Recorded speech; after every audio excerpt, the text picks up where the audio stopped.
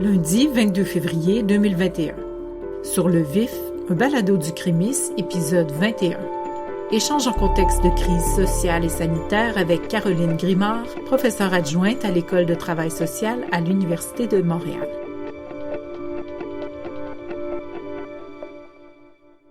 Bonjour, Caroline Grimard. Merci beaucoup d'avoir accepté de vous entretenir avec nous aujourd'hui. Je serais intéressée à savoir un petit peu plus votre vision sur ce qui s'est passé pendant la pandémie, parce qu'on sait que la ville s'est beaucoup transformée. Elle a pris une autre allure. Et vous, de votre regard de chercheur, de quoi ça avait de l'air, la ville de Montréal? La ville était silencieuse. Peut-être si, pour les personnes qui s'en souviennent, il y avait eu aussi la crise du verglas, ce silence de la ville où tout s'éteint, le temps y est suspendu. Puis je sais pas si vous arrivez, tout le monde, à vous replonger dans votre sentiment de mars-avril de l'année dernière, mais c'était un sentiment qui était particulier à la fois. Je parle peut-être pour moi, mais je pense que ça rejoint beaucoup de personnes avec qui j'en ai parlé. Un sentiment où on était à la fois émerveillé par ce silence de la ville, mais aussi effrayé, puisque Montréal, c'est une grande ville qui bourdonne. Et puis, moi, je suis administratrice d'un refuge qui vient en aide aux jeunes femmes en situation d'itinérance. Puis, il y a eu beaucoup de discussions sur le silence de la ville, puis à quel point ça affectait les usagères de ce service-là, à la fois positivement, mais négativement, mais surtout positivement. Puis c'est ce qui nous était apparu comme surprenant, puisque alors qu'on était dans une situation tout le monde de vulnérabilité puis de précarité par rapport aux consignes sanitaires, on savait pas quoi faire. Les organismes communautaires, ça a pris du temps avant qu'ils reçoivent des instructions de la part du gouvernement. Et ce que les personnes usagères nous ont expliqué, c'est que le silence, ça a eu une résonance aussi à l'intérieur d'elles. Donc le silence de la ville résonnait à l'intérieur puis créait de l'espace à la fois pour circuler sans être constamment sous le regard des autres, comme quand c'est le rythme de la ville régulière, sans contexte de confinement, de se réapproprier la ville, mais de se réapproprier sa vie aussi, puisque ce moment de silence-là permettait d'une certaine manière de revoir, où est-ce que je suis dans ma vie, qu'est-ce que je veux. Donc, un silence qui a eu différents types d'échos, en fait, si je peux jouer avec les mots. Vous avez développé un programme de recherche avec votre collègue Bruno Demers sur l'architecture et l'itinérance. Est-ce que vous pourriez nous dire quelques mots sur votre programme de recherche et comment est-ce que cette programmation-là se distingue d'autres programmations qui s'intéressent aux personnes en situation d'itinérance? On cherche à comprendre comment on peut travailler sur l'itinérance, réduire le phénomène de l'itinérance, mais surtout peut-être plus spécifiquement les enjeux d'aménagement de l'espace, puis comment qu'on peut contribuer à davantage d'inclusion sociale. Ce qui est super intéressant, c'est que Bruno Demers travaille, c'est le directeur d'Architecture sans frontières Québec, puis eux, ils ont différents volets de soutien qui est offert à la communauté. C'est sûr que souvent, quand on entend architecture, on pense vraiment à l'environnement bâti, au cadre bâti, à des établissements, des maisons et tout ça. Mais nous, on entend l'architecture comme un grand A d'une certaine manière, c'est-à-dire vraiment tous les gestes d'aménagement de l'espace.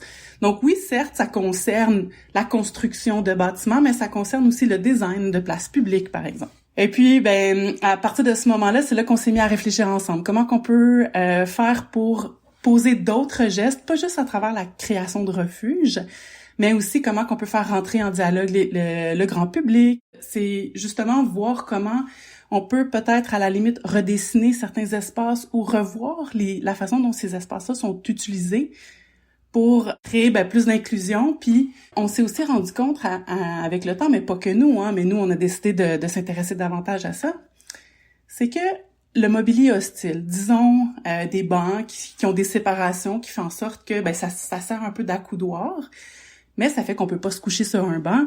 Certes, ça crée des dynamiques, je dirais, d'exclusion des personnes en situation d'itinérance, mais ce qu'on s'est rendu compte, c'est que ça exclut aussi d'autres personnes de l'espace public. Les personnes, moi, je me suis retrouvée enceinte à vouloir me coucher un petit 5 minutes, prendre mon souffle. Des personnes âgées qui ont besoin d'un espace d'appui pour se reposer, elles deviennent, elles aussi, ces populations-là, exclues des espaces, puisque c'est hostile, certes, pour les personnes en situation d'itinérance, mais ça devient hostile pour tout le monde. Dans le fond, ce qu'on s'est dit, c'est que si on s'intéresse aux pratiques d'aménagement, puis qu'on vise à réduire les inégalités sociales pour les personnes en situation d'itinérance, forcément que ça va travailler la réduction des inégalités sociales des autres populations.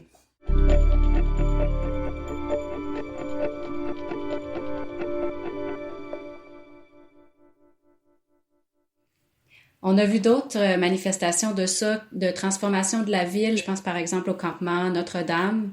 où les personnes se sont appropriées un espace à eux. Est-ce que vous pourriez nous en parler un peu? Je sais que vous vous êtes intéressé à cette situation-là. Qu'est-ce qui est arrivé surtout au printemps, en fait? On a vu apparaître pour la première fois, d'une manière médiatique, des tentes à Montréal. Il y a déjà eu des campements. De tous les temps, il y a eu des abris de fortune, mais ils étaient plutôt clandestins puis pas vraiment médiatisés. Puis là, avec le campement Notre-Dame, il y a eu une réelle médiatisation de cette situation-là, et c'est ce qui a été nouveau en matière de campement urbain à Montréal.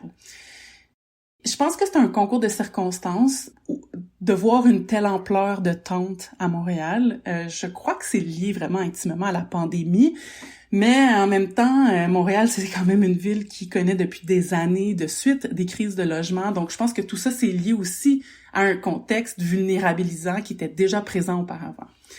Puis dans le fond, on a vu les premières tentes arriver au printemps. Il y avait une transformation des places dans les refuges, dans les services d'hébergement, puisque en raison de la pandémie, il y avait moins d'endroits où aller, moins de places dans les centres. Et puis aussi une certaine peur, d'une certaine manière, puisque les personnes on connaissait pas bien encore tout le monde, toutes les conséquences de la pandémie. Donc il y avait des gens qui ne voulaient pas s'exposer à ça dans des centres où il y a plusieurs personnes qui circulent, qui utilisent le service. Ce qui était intéressant, c'est que pendant de longs mois quand même, il y a eu une tolérance. On a même, d'une certaine manière, félicité les stratégies de débrouille des personnes en situation d'itinérance, puisque les cas de COVID, le nombre de cas était très bas. Donc, on a vraiment vu une stratégie de débrouille qui a fonctionné pour ces personnes-là pendant un certain moment. Moi, je dirais printemps-été. Puis c'est sûr qu'avec l'arrivée de l'hiver au courant de l'automne, puis la prévision de l'hiver, là, le ton il a commencé à changer.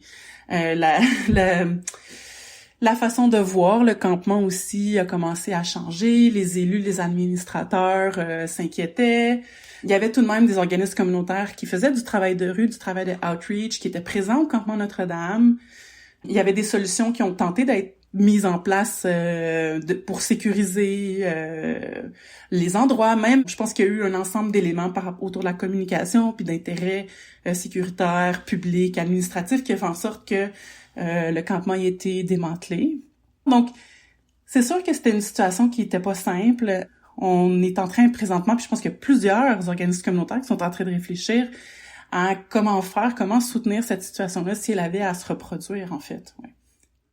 Je pense aussi qu'on conçoit encore très mal que l'on peut habiter en dehors d'un logement ou de 4 murs. Je pense qu'on est très, très frileux à cette idée de concevoir différentes façons de vivre la ville. Et puis, ça se mesure par cette répression-là, par cette volonté de toujours placer les gens entre 4 murs. En tant que chercheur, donc vous êtes beaucoup penché sur cette réalité-là, la réalité des campements à Notre-Dame. Quelle piste est-ce que vous en tirez, soit pour l'action ou bien des questions, disons, pour alimenter vos recherches? On a vu des personnes qui n'étaient peut-être pas forcément dans des trajectoires typiques de vie à la rue, mais qui se sont retrouvées à la rue parce que la pauvreté, elle est devenue importante. Ça a été un révélateur de l'augmentation de la vulnérabilité de la population en général.